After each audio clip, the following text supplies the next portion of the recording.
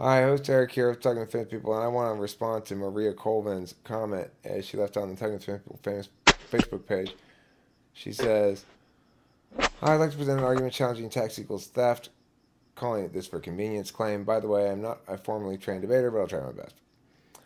What I'm really challenging is the perception of tax as theft. Expanding one's definition of perception of self is the answer. Conventionally speaking, most of us think of a self as a biological unit, a human body with a will, but self can be thought of as really more of this perception. A distinction can be made stating that what one has control over is the self, but what of a person's breath, for example. You can choose to stop breathing via suicide, but besides that, it happens automatically. In other words, you don't have to earn your breath, it is a gift. So, tax equals theft claim, while technically not wrong, it is being taken without an owner's permission. It doesn't have to be perceived as theft if the owner perceives the world as an extended self, because one cannot really steal a thing from oneself. The state sees tax as a necessary contribution to keep society stable because if all voluntary, it won't happen. But beyond that, the contribution benefits you just indirectly. Contributing to society benefits you because you are included in society. For instance, funds for educating the public in civics and debate can have a constructive effect on everyone and lead to more autonomy. This, therefore, benefits you as a taxpayer, and perhaps spiritually, it's good to practice not being so self interested. Now, I believe self interest is a fact of human nature, but humans show potential for altruism. And the point is to develop the altruistic side. I believe humans are both human and divine. It's a very spiritual idea, so I guess if you're a strict materialist, it's a lost cause. Anyhow, I'm very influenced by the writing of Charles Einstein and would love to hear your rebuttal. Eisenstein.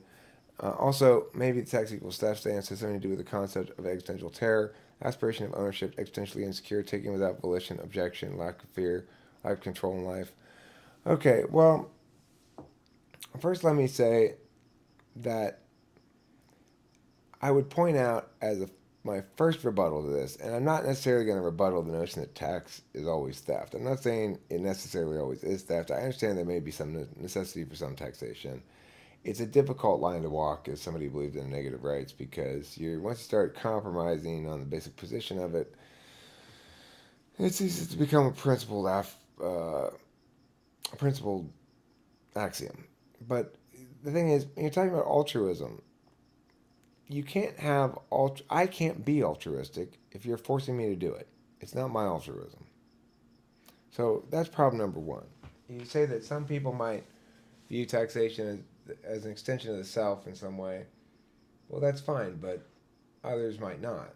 And ultimately, it's not altruistic if I'm being forced to do it. Now, I have a massive amount of my resources taken away by taxation. What do I spend my money on, though? It's something to think about because I spend it on hiring a lot of people, and I do that because I got a lot of stuff going on. And that's not altruistic per se, but it helps society more than taxation, than taking my money in taxes. Hiring that person and that other guy, that helps society way more than taking my money and redistributing it in some way or another. There's no disputing the fact that some taxation needs to occur and that some taxation is not exactly theft. I like the idea of a sales tax. It's flat and still progressive. Trenton, any thoughts? The only thing I was going to say was about the altruistic thing. There's two ways I would imagine that the altruism going, because I almost want to think that it's impossible to be altruistic. Because one, like you said, it's being forced upon you. Then it's not really you're not really being altruistic. And the second thing, if someone is truly being altruistic with their own autonomy, then they're not really being altruistic in nature. It's that they're saying I am enjoying being altruistic, and so I'm going to be altruistic. But then again, wouldn't that be egoism? Okay, well, look, I think it's perfectly reasonable to say there's a distinction between that which is altruistic and that which is self-interested that can be made, at least in terms of consequence. So that if I'm intentionally being altruistic because it makes me feel good, that still counts as altruism. That the lack of as long as the only self-interest is the positive feelings of being a good moral person, then that still counts as Mm, altruism. I think that's okay. a fair criterion to set up, right? Yeah, That yeah, that's fair. the distinction between self interest then is about profit, basically. Do you have any personal profit or personal gain in it beyond that? And if that's the case, then I agree that altruism is important. But I think that a better form of altruism is one that affords dignity to the person who receives the altruistic act, which is to say, if I hire somebody, that is much better than me giving somebody charity. Because the person who is hired has the dignity of knowing they earned that money, they haven't been given it. And there's something reductive in nature about charity, that it turns the person who is the recipient into to a lesser being. And no matter what the intention of the giver is. So this is one thing I don't like about what you call pure altruism. I think I'm pretty altruistic in the sense that I don't have to pay that much for the day laborers to move all the shit out of my house and anything. I could be cheap. I could try to penny pinch a bit. I could pay them $12 an hour instead of 15. I could pay them for exactly the hours they worked instead of an extra hour and a half because they did a good job and they worked fast, right? That's altruism. That's being a decent person and saying, you deserve this much money for this much work, regardless of whether I can get away with paying you less. That's real altruism. It's not about me, it's about justice. It's about what's right. So, in that sense, it's altruistic. But remember, I'm disempowered to do that by taxation. Yeah. Every Well, dollar. is she suggesting is she should get is well? It's inherent in the nature of taxation for it to be. Wouldn't it be inherent in the nature of taxation for it to be? Well, I'll cut out. So that's wait a second. Well, I mean, the point I being cut that out. you cut I out. cut out. Yeah, I did. What does that mean? Yeah, I was just. Oh yeah, I was. I'll finish what I was saying. Go ahead. I was asking if it's inherent in the nature of taxation for it to be a legal thing. Does it have to be forced upon you if it's taxation? Well, So it's impossible to be altruistic if you're being taxed. I mean, it's not taxation, but it might be a manner of coerced civic decency or something. You could try to make that argument. I don't know. I think a sales tax is kind of reasonable because at least you can choose whether or not to buy that thing, and and at least you can make the argument that commerce more than anything else is enabled by governance when it's done properly, when it has a certain amount of level playing field maintenance, right? To make sure that businesses can't compete unfairly against each one another, so that they have to have a fair competitive environment.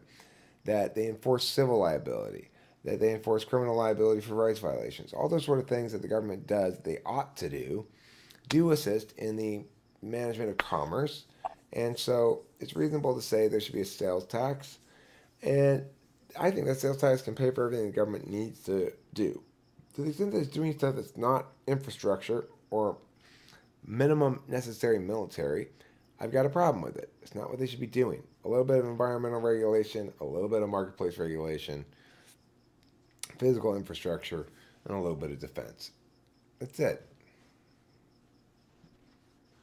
Okay, and then another thing on fairness. I mean, in not fairness, but taxation. I think taxation would be perfectly fine if the people, like you said about the sales tax, you have the autonomy about am I going to buy this thing, and I'm perfectly aware of being taxed for this object. If there was some kind of political contract where everybody was just before you do this or that, you are definitely going to be taxed for this amount. And if we decide to tax you any more than this without receiving your say so that it's okay, then the people who are taxing you more are now playing the game unfairly. Therefore, they're committing an immoral act, or they're doing something legally wrong for playing unfairly. If everybody signs a contract, so to say, that they're perfectly aware of the taxation that's being put upon them, then it's fine. But if the people who created the contract in the first place violate it But you're never going to without, get unanimity, right? You're not going to get everybody agreeing on this tax. Some people are going to disagree on it. The notion of a tax is that everybody chips in for a common good. Not everybody's yeah, going to agree to chip in. Not everybody's going to want to chip in. Not everybody's going to think that common good is common. So we have these complicated mechanisms to make sure that laws only pass when they're mostly agreed upon by most people, and it really does serve the interests of the country. We have other checks and balances in place to check against mob rules so that the country doesn't pass crazy laws because some one thing happened. Uh, all that shit's in place, right? But the problem is, there's not a principled model by which we compare these things against. So the fact that you can argue not all tax is theft is all well and good, but it doesn't get you anywhere except allowing infinite number of bullshits to be proceeded against us. Yeah, Once we I start see what you're saying. compromising on basic principles and say, yeah, but it's okay some of the time. Yeah, it's okay this time. It's okay that time. There's nothing. There's no principle check on it. There's no limiting principle by which government operates. It can do anything, and therefore will do anything and everything. Yeah, that's what I mean. I guess that's where I was going at with the contract thing, in that if it's sometimes the that you're that's thievery, that they're taking your money through taxation, that you could eliminate those possibilities by creating a contract where every bit of taxation is accounted for. Then you wouldn't have those kind of situations where it would be theft. But I mean, it's like impossible, like you said, to form something like that. Mm. But I really appreciate your comment. And one area which I didn't really talk about, I want to talk about a little bit before we end this video, is the idea of the perception of the self and the single self illusion, stuff like that. Well, number one, there's a problem with the whole single self illusion argument, which says that the notion of a self that is sort of driving the bus here, that is a distinct and unique identity, being purely illusory, is contraindicated by experience. So even if it's not permanent, and even if it's not codified into something rigid, it doesn't mean it's not a single thing. It's a single closed system of sorts, semi-closed system, which is it's closed in its means of processing, but subject to its own reinvention. It's a complex combination space object, time object, agent, and it's it's the nature of human experience. We are singular in our bodies. There's no disputing that. Our consciousness is comprised of time objects that are clones of lots of different entities, lots of different people. Part of me is clones of t-shirts saying this or that are stuck in my memory that I will reference occasionally as free associations linked to them. That unique combination of both cognitive processes and experiential uh, data comprises a distinct individual whose distinction is irrefutable on some level, even while we can mush those boundaries to make it seem as though a more relativist, non distinct, non objectivist understanding of the self is tolerable. It's not. Not logically. We can't do anything with that. You're destroying meaning.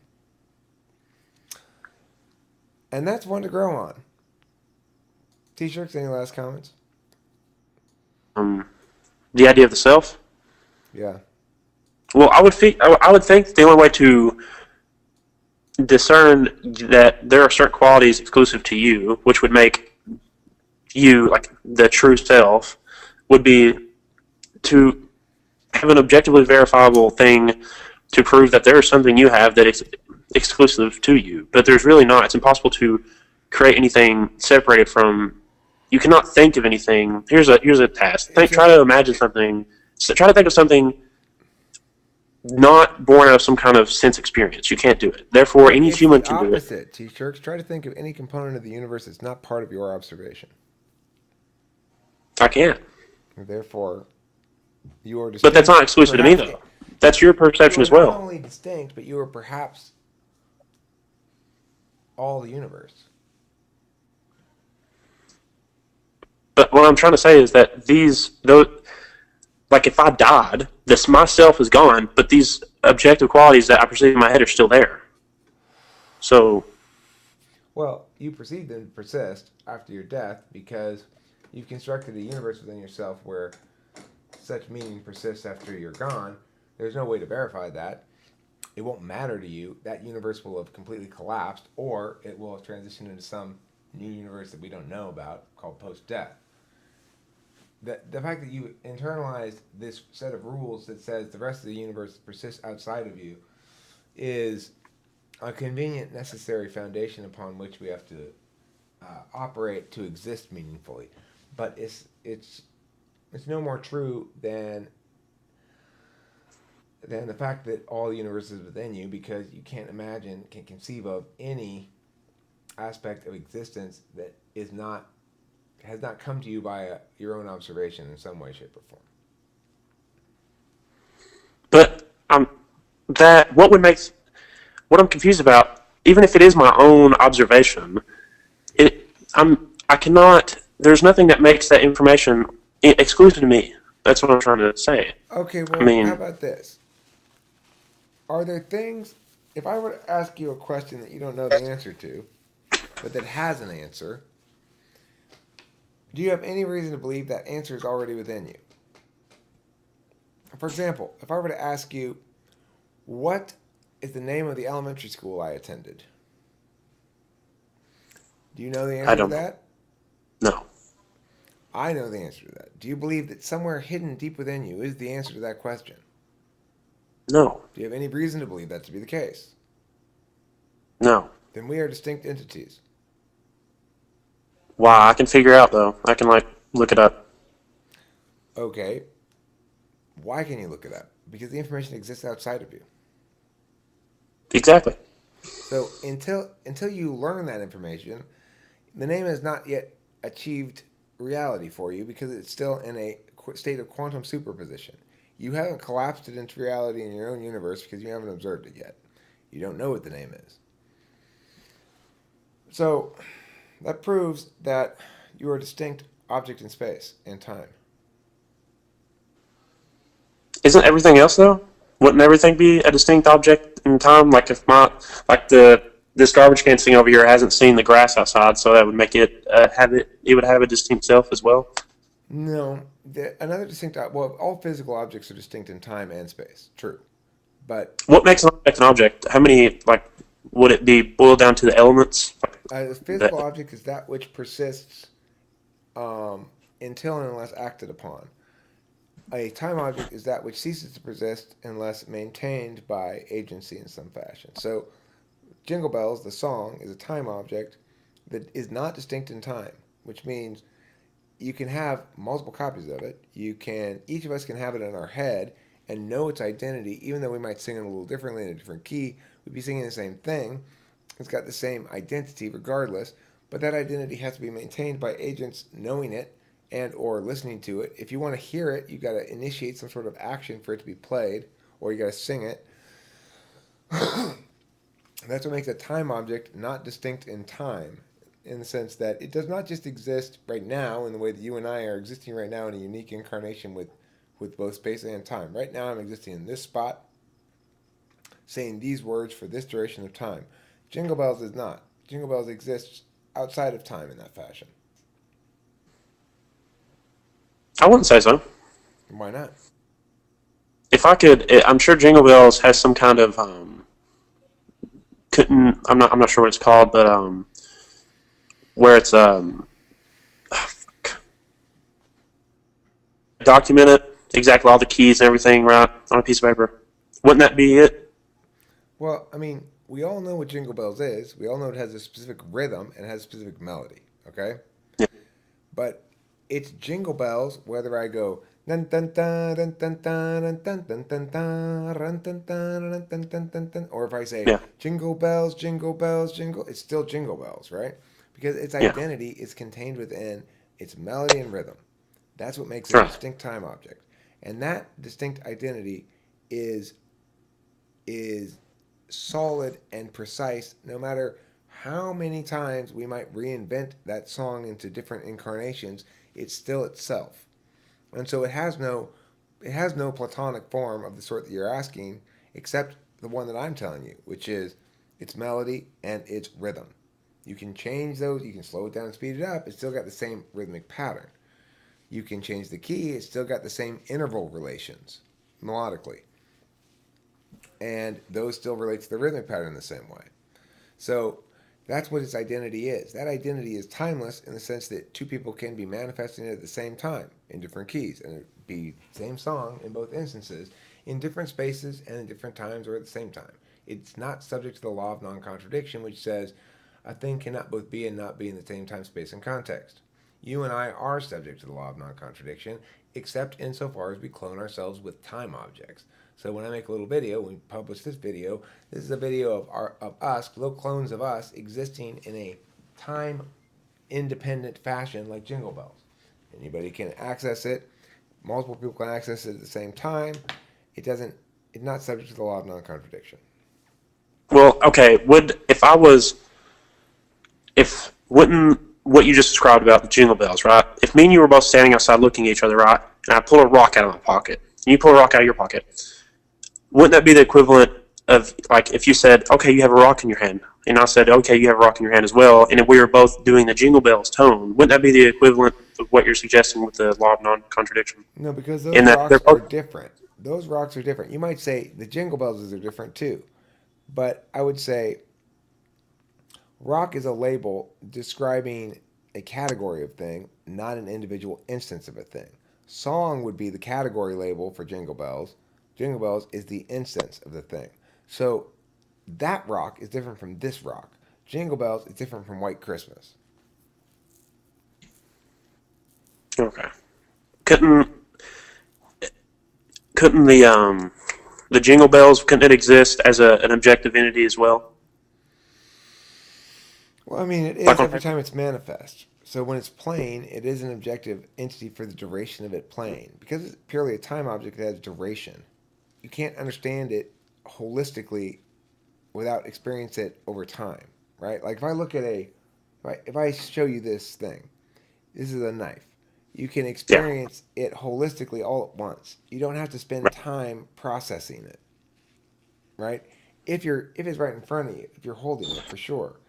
As a time object here, as it comes into your eyes by the computer, it now is a time object. It's part of this time object. So to the extent that you're experiencing it as part of the duration of this time object as well. It still doesn't itself have duration, but it functions to exemplify how duration might, in fact, change the shape of the space object because I've acted upon it. And that's the nature of a space object. It remains the same until acted upon. Whereas this time object, it does not exist until acted upon, right? It doesn't persist. It's still there on YouTube because YouTube's still pushing energy into making it available. And once you're done watching the video, it's no longer on. It's in a sort of, it reverts to a sort of superposition where you could access it, but it's not there in any meaningful sense, playing in the background of your life for the rest of your life. This is on my desk, even if I'm not thinking or talking about it, it's still there in a way that the YouTube video isn't, because it has duration, the video, for one thing. Right. Okay. Here's an example. All right. Could I describe? All right. You're suggesting that you would not be able to identify. Let's say you would hear dun dun dun, but you couldn't immediately identify it as Jingle Bells, even though it is Jingle Bells. So I continue dun dun dun dun dun, and then I could say, oh yeah, Jingle Bells, because it has a time duration. It is a time object, right? Right. Well, that's one of the reasons why it's a time object, because it has. Okay. Could I go outside and look down at the ground, right, and slowly look up at a tree? And I get halfway up the tree, and I'm like, I'm not sure if that's a tree yet, like a tree yet or not. And so I keep looking up, and it took me that time to look up. So could I consider the tree a time object? Well, because it took time for me to realize it was a tree. I think the answer to that is yes, images are time objects as well. Anything that's a time object is an experience of human agency but it has to also be then converted into something that is communicable to others. So your experience of the tree in the moment is not itself a time object until you choose to consciously manifest that experience into a time object, either by telling me about it, in which case it's really a verbal time object, not a visual one, filming the experience, in which case it does have duration, or otherwise rendering it in some way for others to experience. When you're experiencing it yourself, it's just input data. That's all. It's not anything yet, until you make meaning out of it. It's the meaning making that causes things to become a time object. What is the meaning of Jingle Bells? What is a meaning quality of it? Well, I mean, with music in general, the meaning is not contained within the object itself. The meaning. What I'm trying to identify here is the difference between the sense perception of hearing a song and seeing something. Okay. The difference between. there's, I mean, the thing is, if you're hearing something out in the world that's naturally occurring, you're experiencing potentially a time object if it's something that's rendered into a replicable form of some way. If it's not replicable, like the experience of you looking up slowly at a tree, it's only a time object insofar as you've intentionally done that. You can't extract intention from the equation because that's what observation's all about. It's about making note of things that you're it's attending to things as opposed to simply experiencing them. To experience without attention is to create no time objects. Okay, I had an example, but I forgot it. Crossed. All right. Jesus. All right. Here's an example. Okay. I'm trying to create a sense, like a visual sense a visual sense perception that requires time duration, or come with one. So it would. Is it possible for something visual to be a time object? Sure, I mean, this video could be a silent movie. It would still be a time object. It would have duration because it's showing visual experience it changes over time. But the thing is, even if it's a still image or a painting or something, it's still a time object because Mm-hmm. it's just that the duration is very quick. So if I see a picture of a fish, my experience of it immediately is to think I know what it is. It's a fish. Then I might choose to look more carefully at it and realize, oh, it's trying to convey some other subtextual meanings and stuff like that. At that Yeah. point, I'm really starting to experience it more as a time object. And I understand that there's duration involved in looking at a picture or something as well, even if it doesn't feel like it. So, yeah, that's a time object too, for sure. Anything that represents a clone of human agent's experience that has been rendered for the purpose of communicating that experience to another human being is going to be a time object. All right. Having one more example. Okay. Let's say we took this video, we took every frame of it, and we created a picture out of it, right? And we're looking at the video as just a bunch of frames. It would just, like you described just then, it would just be, at this point, it would no longer be a time object because I'm looking at a bunch of different frames. Or would it be a time object? It would still be a time object, and the meaning you would generate out of it is, why did they break this video into a bunch of different frames? What am I supposed to glean from that? How am I going to experience this video as a bunch of frames? It's got no audio, presumably, at this point. So, unless you've got the audio playing like a background sound to a bunch of frames, in which case, you're just supposed to interpret the frames as meaning this video occurred, but we don't have the video of it. But we have this instead for some reason, and here's the audio.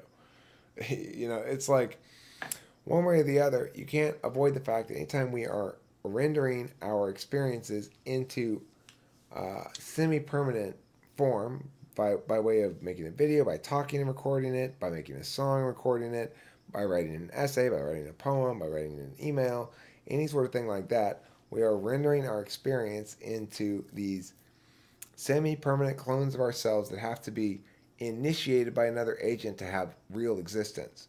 So that photo I took on my vacation is meaningless unless and until some other agent accesses it. Then they make whatever meaning they're going to make out of it. I don't have any control over that. No matter what I intend the meaning to be, the individual consumes it, makes whatever meaning they're going to make out of it because they've got their own unique set of cognitive functions and own unique set of life experiences with which they associate the thing and draw their own meanings. All right. So what is this? What were you even talking about? The idea of the self, right? Yeah, the idea I'm trying. of itself as a non-distinct thing, and I'm saying, yeah, it is distinct, but it's just Oh yeah. complicated. I feel like there's a way of proving that there is no such thing as the idea of the self. Well, you can't prove there's no such thing as the idea of the self. What people try to prove is that the idea of the self is an illusion. What I'm suggesting is, like, everything everything I see, everything that exists is still existent whether or not I exist. And any interpretations I have of it is me interpreting this and combining my different sense experiences into some kind of whole, into some kind of new object within my head that I give a new name to. And it's still all created from some kind of sense experience that really has nothing to do with me. Well, I mean, that's the interpretation you've chosen to attach to at the moment. But the fact is, you assume these things are objective. I assume that this knife's still here because it's persisted the whole time. It could just as easily be it re-rendered when I looked down at it. That the universe is being rendered by each of us independently. That we're not sharing a single universe, but that you're rendering your universe and I'm rendering mine concurrently, like a massively multiplayer online role-playing game. We don't all go and join this shared space on the server. We each render the game independently on our own computer, right? Right. It makes more sense to imagine the universe works like that. That I'm rendering the universe around me as far as I can see and hear and stuff like that. That's the universe that I'm rendering, and that you're rendering it concurrently. And if we come into each other, we see each other in the game. It looks like we're sharing a single space, but we're actually rendering it concurrently on our own computers, right? Right. Reality might very well be like that, rather than us Okay. sharing a single rendered reality. If it is us sharing a single rendered objective reality, it would seem to me to necessitate God, because it's got to be a grand observer who keeps things real by observing them when nobody else is observing them. Okay. Wouldn't that invalidate like all the laws of physics and stuff, though? No, it would seem to be necessitated by the fact that, at least at the quantum level, shit doesn't collapse from superposition until it's observed. And if we imagine the world persisting beyond our immediate experience of it, that we're not rendering it while we're experiencing it, that it exists even when we're gone, and it's not rendered by individual people, but it exists absent and independent of people, then there has to be something or someone to observe it, to render it, to collapse it from superposition at a quantum level. And that someone would have to be a grand observer who observes everything at the same time, namely God. So you really got two choices in understanding how it is that the universe collapses from superposition. Either we collapse it independently and concurrently, or God collapses it. No, I don't. Okay. Why? Why would that be required? Why would that be required? What we know at the quantum level, that shit has to be observed to collapse from superposition. What that means is shit's not one way or the other until we observe it as such. Why? Why do you say that? I don't think that's true. That's the law of quantum mechanics. Well, I would suggest that if mathematics can prove that, let's say if I can tell you from like if I'm standing on this side of the house, right, and I take a tennis ball and I throw it over my house, and depending on the exact velocity and all of that stuff in which I throw it, no matter if I see the ball or not when it lands on the other side, I can tell you exactly where it has landed because there are certain universal principles that are applicable to everything regardless of my sense perception. Okay, but Trenton, if a tree falls in the forest and no one's there to hear it make a sound, does it make a sound? Yes. Okay. So, how do you know it fell in the forest? If I go out there and see it where it is fallen in the forest. Well, when we say if a tree falls in the forest, what we're really saying is if someone observes that a tree falls in the forest and it's unobserved, does it make a sound? But wait, that's contradictory premises. Any non quantum understanding of the world runs afoul of this. Contradictory premises. You're imagining an unobserved thing. It's impossible to imagine because you're imagining it being observed to imagine it. And Okay, well, what about this? What about if I threw, like I said, the tennis ball thing again into my backyard? How can I tell you that there's a tennis ball in my backyard if I've yet to observe the tennis ball that's in my backyard? you can't, you can only predict that it's there. Well, it's not. I mean, it's there though. I can tell you. I can prove it to you. It's there through mathematics. You can't because, first of all, the actual physical world is too chaotic a system. Newtonian physics is limited to very small scope things, possibly the tennis ball. If you were really, really careful, you could possibly get the probability close to 100%. But as we all know from losing shit like balls, I know it went right there. And it's somewhere else and you can't ever find it. Or you find it way the fuck over there. How the fuck did it get way over there? That happens all the time. Well, that's your fault. That's the fault of subjective experience. Listen, Trenton, the point is this. You don't know that tennis ball is in the backyard and cannot prove to me that it is until and I unless it's been can. observed. No, because to verify that you're right, what do we have to do? All right, how about this? All right, I'm going to write down on a piece of paper 2 plus 2, all right, equals, and I don't write 4. Can you tell me that the 4 is going to be there, I can tell but it's not you, there? I can tell you that within the closed system, the correct answer is 4. But it's not there, though. How can you tell me that? I'm telling you that within the closed system, the correct answer to the problem 2 plus 2 is 4. Whether or not you wrote it is irrelevant to me. If you Well, ask me what I'm the using the closed system of whatever mathematics would be involved with me throwing a tennis ball. And I'm telling you right now in my closed system that the tennis ball is going to be on the other side of the house because according to my mathematics, it's going to be over there. Okay, but here's the problem with that. Unlike the closed system we're talking about, which is purely a time object, 2 plus 2 equals 4, you're not dealing with purely time objects in the real world. You're dealing with actual physical objects moving through actual space and time. When actual physical objects move through actual space and time, at the quantum level, at least, they're subject to the quantum paradox, which says that it cannot be anywhere until we observe it to be somewhere. And this is actually true at the macro level as well, as is evidenced by the fact that to prove you correct, Trenton, what do we have to do? Observe me. We got to verify it. Okay, well, if I observed you as right now, if I looked at you and I observed you as a goat, well, it's my observation. I mean, It's isn't that not correct? though. Yeah, it is It's too. you are hypothesizing by saying, if it were the case that I actually did observe you as a goat, Well, I do. okay, see what you're doing now is making a claim that you observed me as a goat. It's Well, untrue. do you observe me as Trenton? Yeah, I do. Is that just a claim?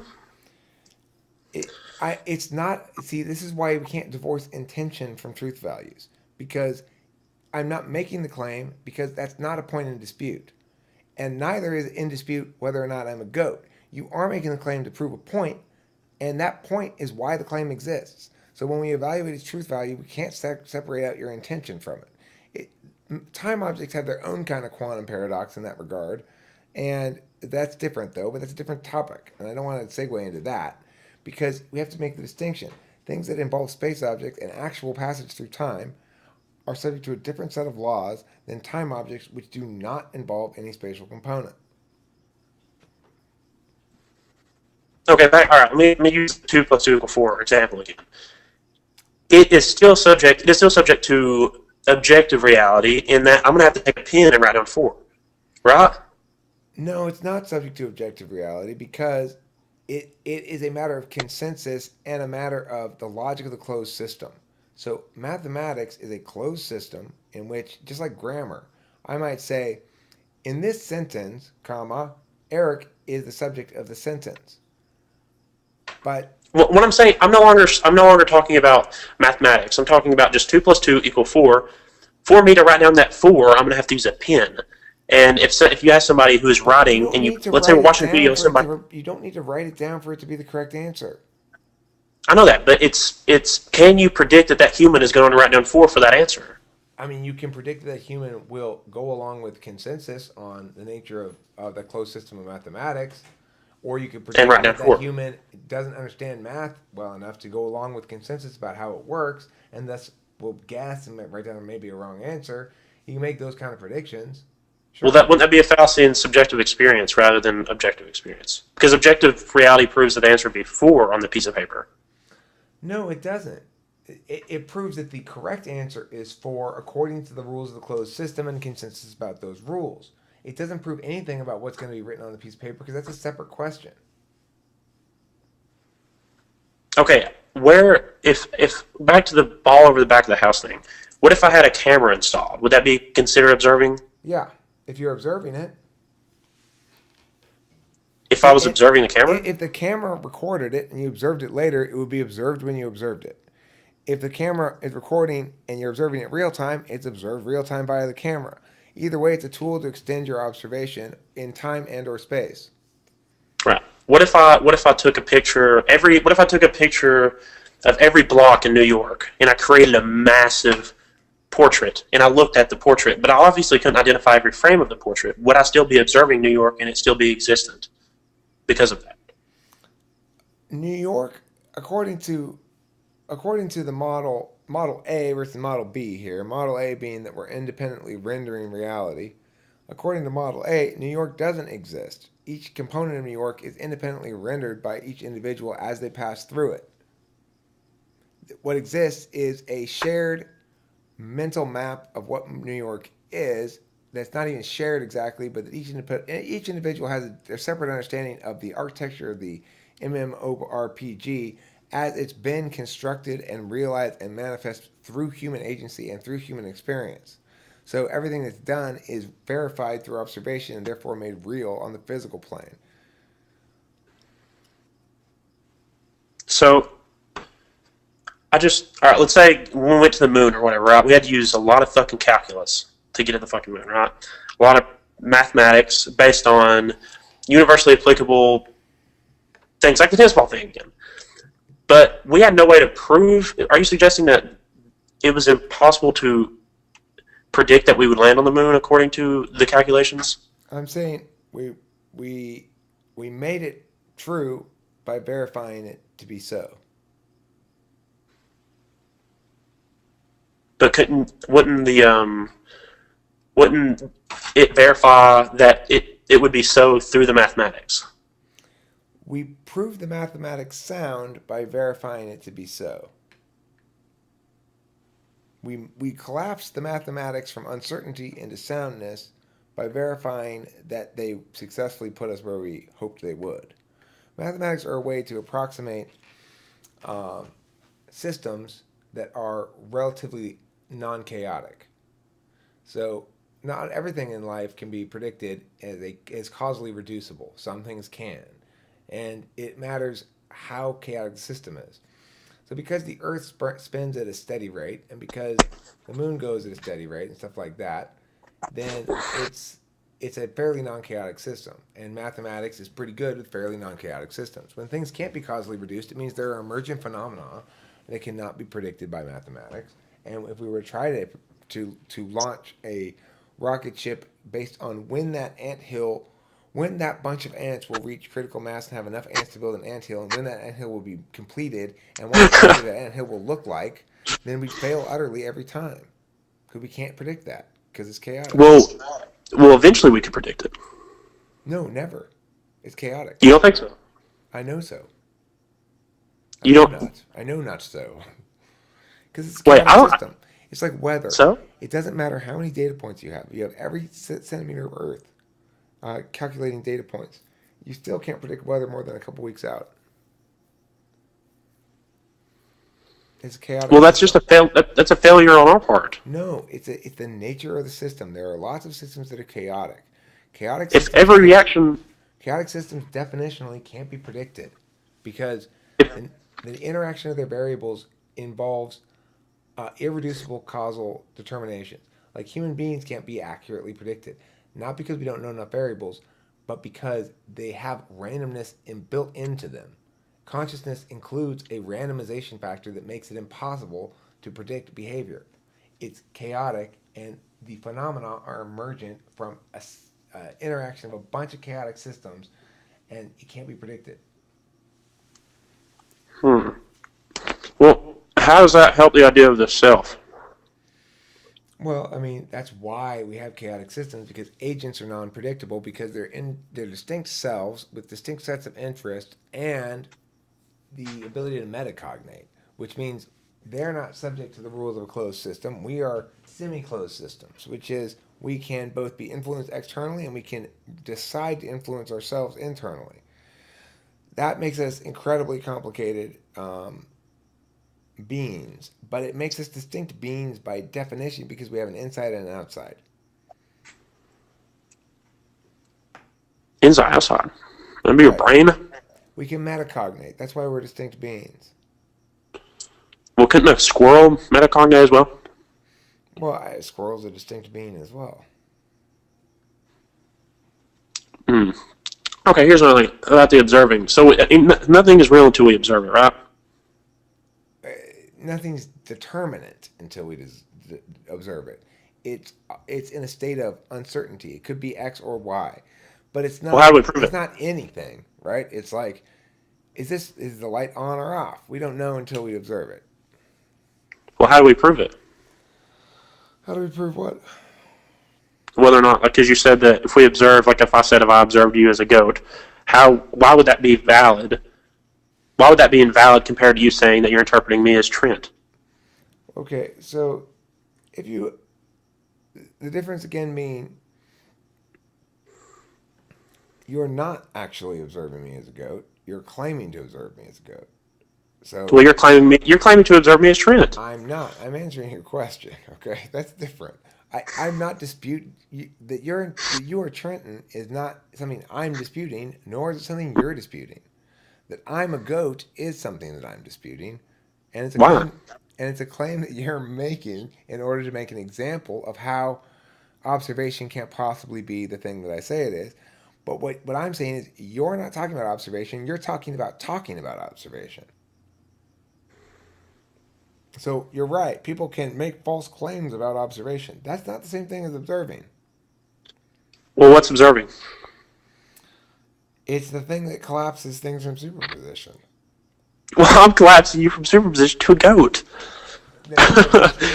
I mean, you would be doing that if you were observing me actually as a goat, and that would be an example of time magic. If I can convince myself to observe you as something else, and thereby convince everybody else to observe you as that thing, you will actually become that thing. Well, if you're suggesting that what I'm doing is time magic or wrong or something, why is it wrong? You're not doing time magic because to do time magic, you'd have to actually believe I'm a goat, and you'd have to I convince other do. people that. Well, look, you may be convincing in your claim that you believe it, but you don't actually believe it because if you did actually believe it, then you wouldn't be talking to me because you don't talk to goats. Well, Now, goats. Well, this goat's apparently talking to me. I don't understand either. It's weird. you I can don't make know. that argument, but increasingly it becomes obvious that your claim is not one that you truly believe. Now, if you did truly I believe it, true. but even if you do truly believe it, it's not enough. You'd have to convince others to truly believe it in order to turn me into a goat. If you can convince everybody to truly believe it, I would actually physically become a goat. That sounds so goofy. It's true though. It's 100% true. Jesus. All right. Well, go back to what I'm saying. Christ. But do you think that you're not a goat? Um,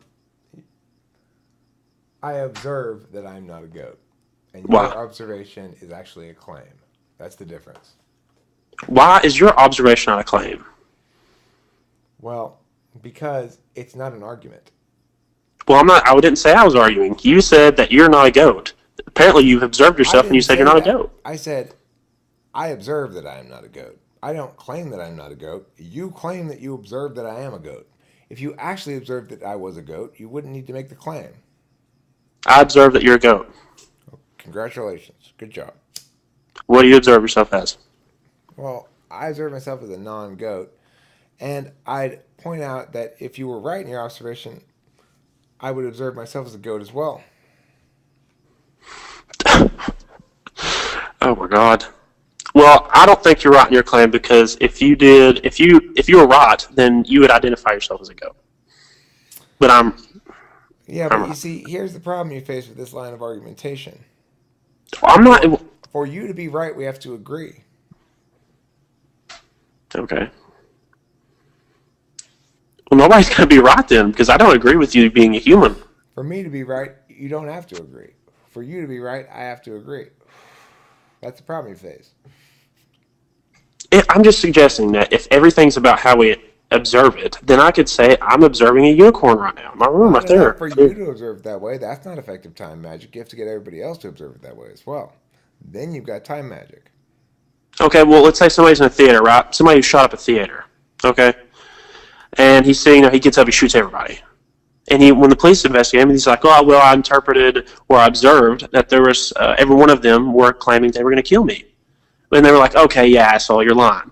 But then they would say, "Well, how? I mean, who was Because there to observe me to tell me otherwise?" because we default to an observation that deaths are intentional deaths are unjustified. And we default to an observation that the person claiming otherwise has the burden of proof. This is part of TI. It allows us to dictate how observations are considered legitimate. And our consensus regarding those logical structures is one way in which we constrain the universe changing power of observation. Okay. What was I about to say? Christ. All right. So it has nothing to do with observation then. Actually, it has to do with proof. Now, like I said, consensus constrains observation in a number of ways, and it's what also empowers time magic. That's why if you could convince everybody else to perceive me as a goat, I would actually physically become a goat. All right. Okay. Well, if you physically became a goat, but I mean, you're not actually a goat. I would be if everybody perceived me as such. That would be a fault in everybody's subjective experience then. No, objective experience would change to match their perceptions. So goats would become humans. No, I would become a goat. It's that simple. But what is a goat? Well, it's a four-legged creature that's got hooves and eyes that go sideways like this, or I'm sorry, up and down instead of sideways, and goes and stuff like that. Goes. What about what? Okay. Oh, Jesus Christ. Okay, how about this? This is a good. All right. Well, I don't know if it's a good one. All right. You take all Muslims in the world, or all Christians, right? And they all say, "Holy." Oh yeah, I observe Christ is real. Yeah. So because of the consensus straining observation, everybody in the world should believe Christ is fucking real. It should be the For all those Christians, Christ is real. right. Would it validate them doing something? Like if a group of let's say 20 people are together, okay? No, that's my point. Is that bullshit doesn't justify coercion, right? And that's where TI constrains observation.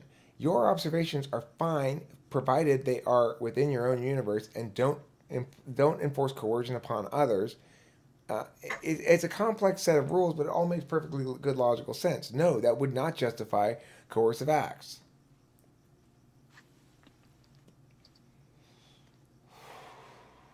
It nothing exists. Only what we observe exists. Is that what you're suggesting? I didn't say that. I'm saying our observation determines the nature of things, which is a little different. Okay. That supports the idea of the self. That our observation of things determines the what of the self, the nature of the The self, or nature the of nature of things, the nature of the other, right? That observation manifests things, not us. And when we manifest it, there's a certain amount of now you have to acknowledge it too, especially if it's in the physical world. So when we're creators and we create physical objects, we we compel our reality onto the world in a certain way. And those physical manifestations, then my observation of its existence persists in a way that when you encounter it, whether you are aware it's there or not, the fact that I'm aware that it's there means that it's there. And that means it's there for you to encounter. Then your awareness of it makes it more real, doubly real. And to the extent that something expands and people's awareness of it increases, it becomes observed by more and more people, it becomes more real. That's why it's possible for you to change me into a goat. Okay, I have three things. Three things. All right. One, I'm going to. Okay, I have in my idea of the self, right? I went back into my head and I perceived that there is no such thing as the idea of the self. Okay. Now, of course, that's perfectly fine as long as I am not trying to coerce anybody else into believing it. But my second thing is so if you can anything can exist if it exists in your own head, right? So if the idea of the self exists within your own head, it actually exists. That you have a self. Eric has a self. If for you to engage in agency necessitates there be a notion of self. In Okay. other words, you Well, can't act without there being a self of some sort. Otherwise, it's not intentional action. Intention is the key thing here. It has to be so intentional. there has to be intentions. Yeah, for there to be So observation. you don't think human actions at all are deterministic? No, I think I think that well, I think there are these things called the slabs, which are basically the meta narratives that provide rhetorical uphilledness and downhilledness that make it difficult for you to turn me into a goat. Very difficult. You have to be a master time wizard to do it. Okay, well, what if my idea of the self says that there is no idea of the self? It doesn't. Well, what if it did? It doesn't. Well, how do you know? Prove it. If it did, you'd have to observe it being done, and to observe that being done, it would have to actually happen, and it doesn't actually happen, therefore, it doesn't. Okay, well, if that's true, why don't you observe your idea of the self? Okay, I'm observing it. Well, I'm observing my idea of the self not being existent. No, you're observing your claim that the self is not existent. That's not your idea of the self. Because otherwise, who's making the claim? I don't know. Okay, Is it me? I'm Am going I to try. making the claim, Trenton? No. I suppose. All right. I am making the claim. I am observing right now. It's directly in front of me that the idea of the self isn't real. But who's making the claim? There is no claim. You're claiming that it's right in front of you, aren't you? Yep. Right in front of who? Me. My eyeballs. Your eyeball. Whose eyeball? It's directly in front of my eyeballs. Yours? You can't even talk without identifying yourself as the agent making the expression that you were saying denies your existence.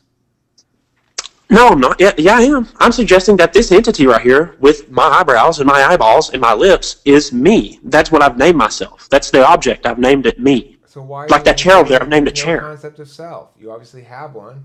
You're No, I utilizing don't. it to express yourself. I'm not.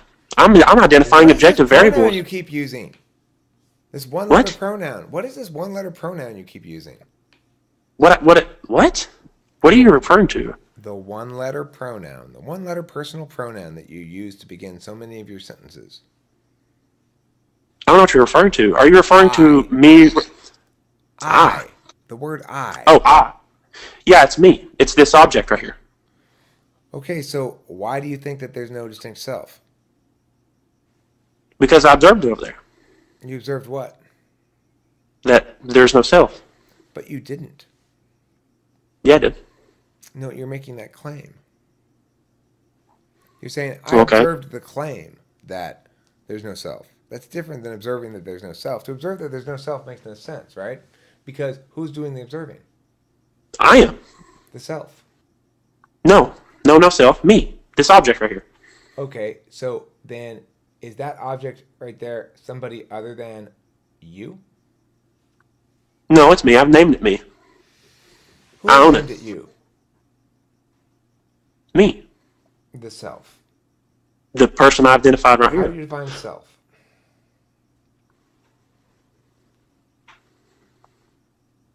Did you ask me a question? Yeah, how do you define self?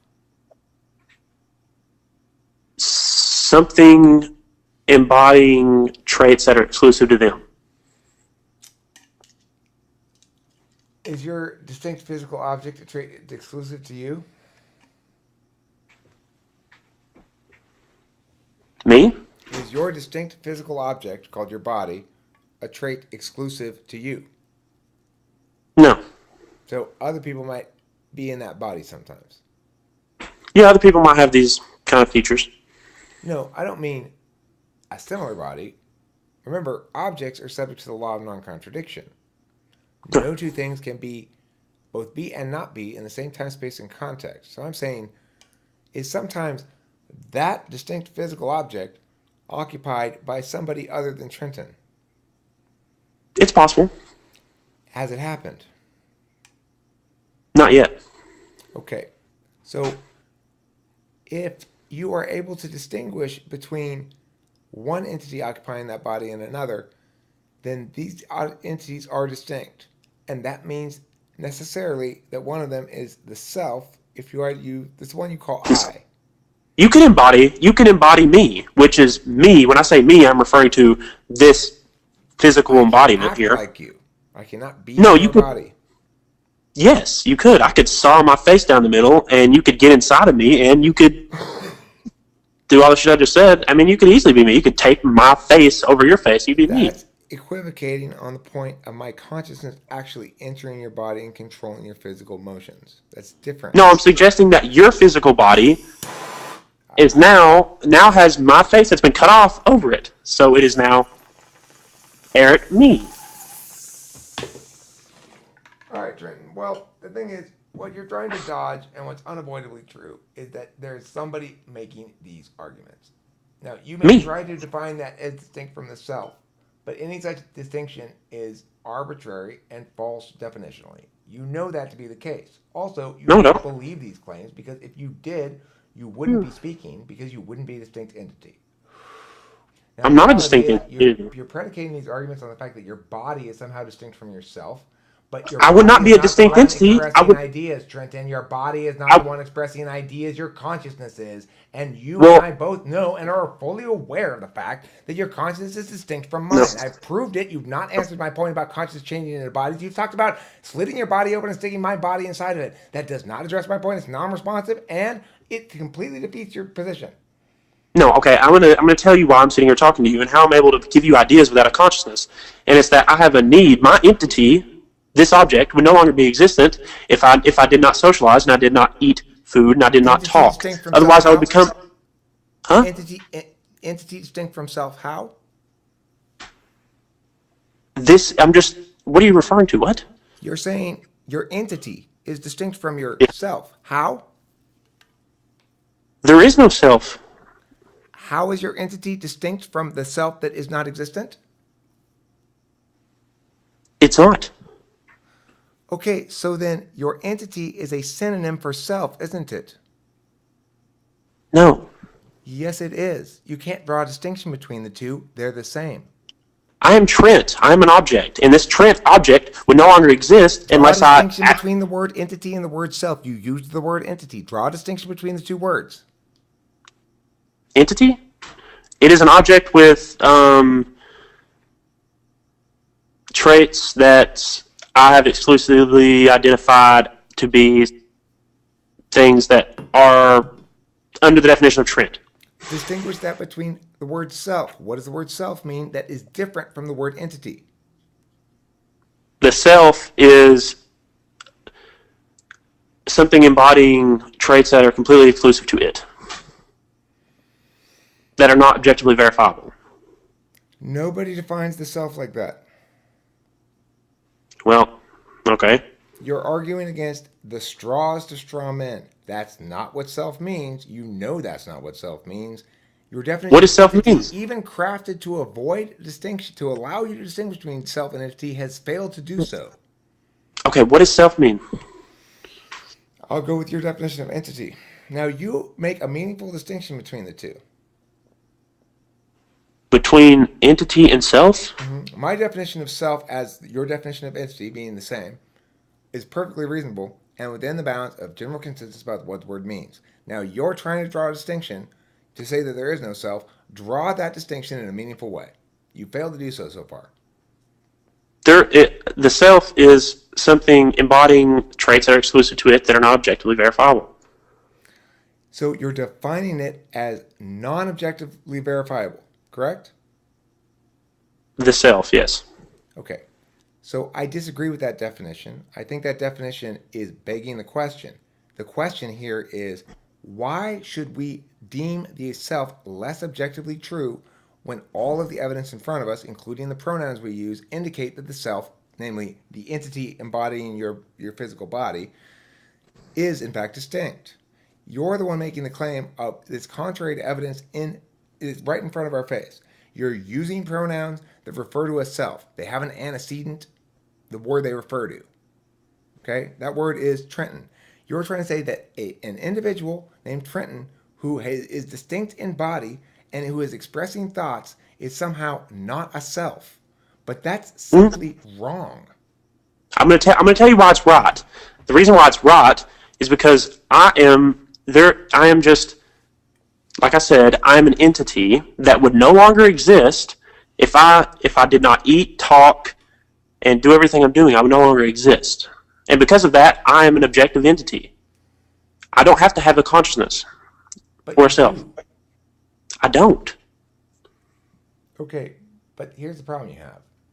Consciousness, by any meaningful definition, can be inferred by the fact that you're communicating with me in a responsive way.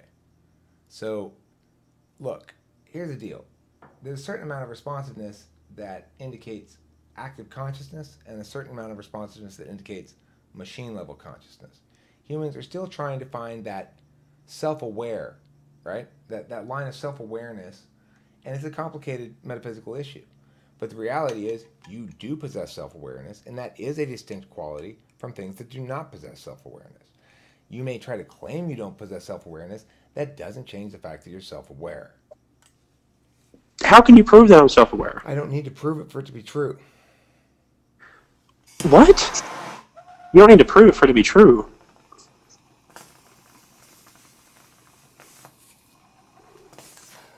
Because what I'm telling you, Trenton, is observation is not an argument. We get back to our core point.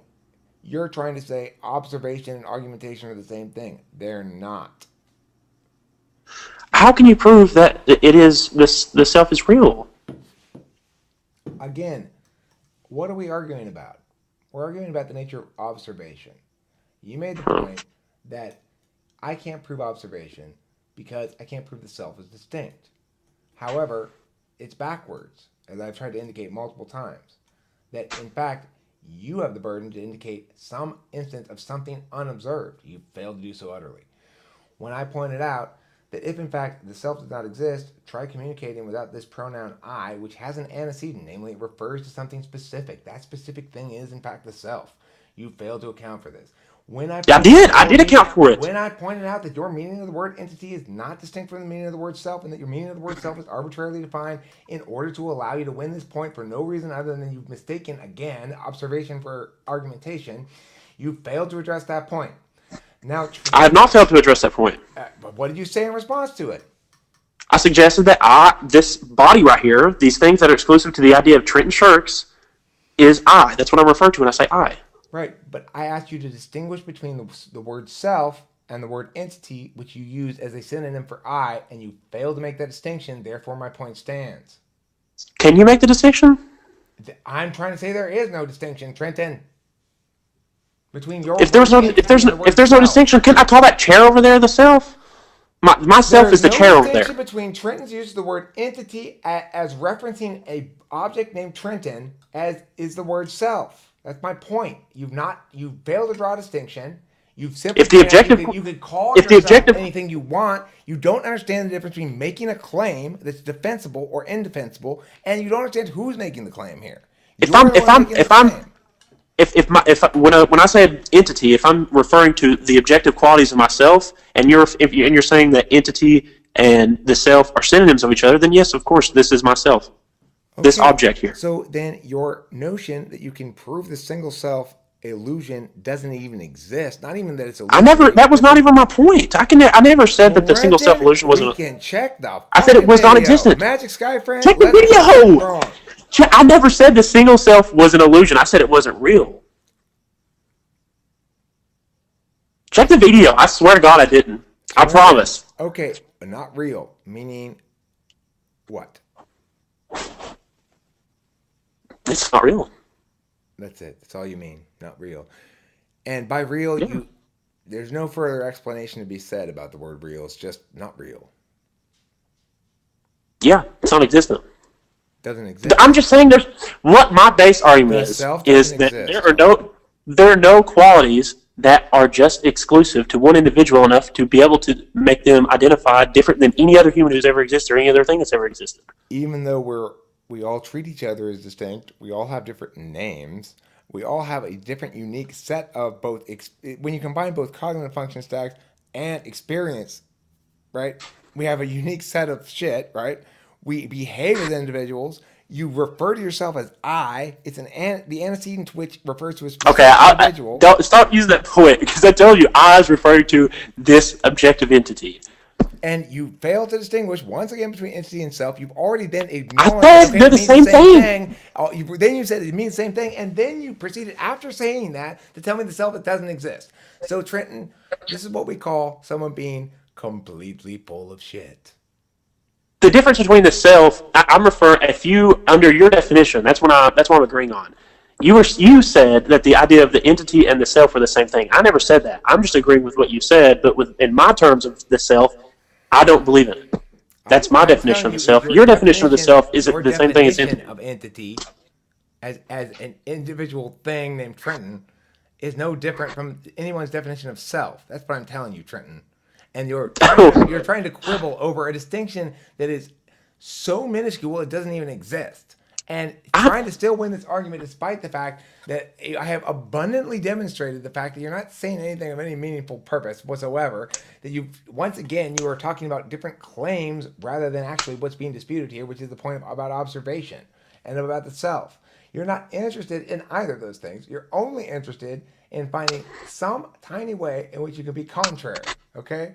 So let's just lay it all right out there as fact. that And you're is doing not a what I'm pretty damn doing. good job of it. But at the end of the day, hell no. I just okay. What are some exclusive traits to Eric that nobody else has? Kicking the shit out of Trenton. Thanks for watching Talking with Famous People. You're pretty good, Trenton. I'm sure it doesn't happen very often. God, Jesus Christ.